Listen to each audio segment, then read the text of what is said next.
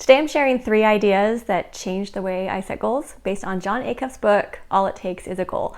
Now, I've been reading goal-setting books since I was 12. I love learning about, watching, listening to anything about goal setting because it inspires me and helps me feel excited. But these 3 things have really given me a new perspective, and I'm excited to share them today. So first, before doing any actual goal setting, he talks about creating a best moments list.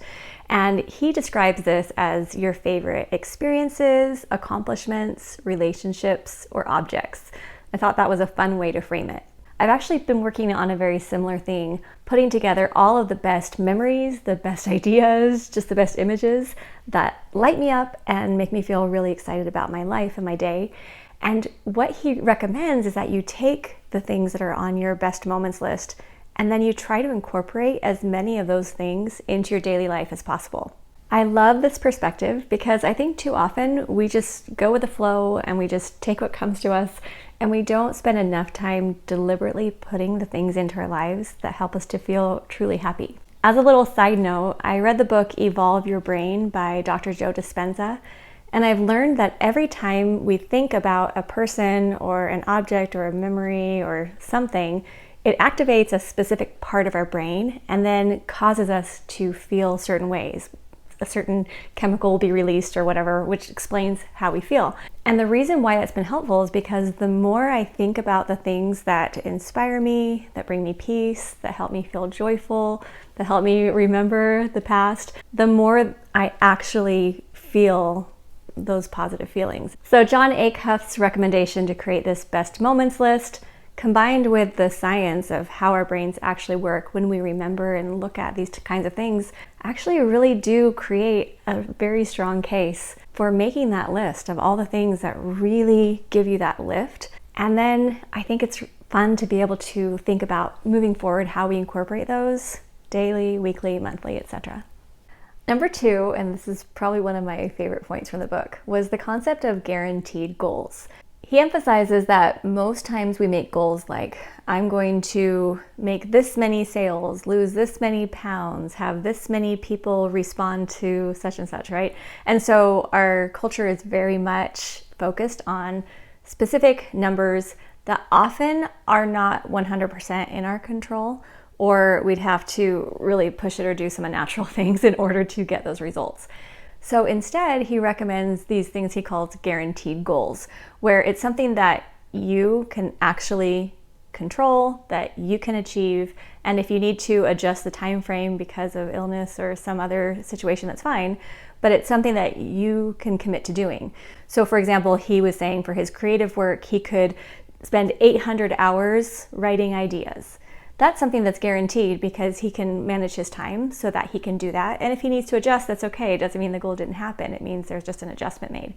But that was really comforting to me. And so as Eric and I were talking about our goals for our home and our family and our civic work and our community here at Learn to Become, we feel so much better about creating the guaranteed goals with some intended or expected outcome.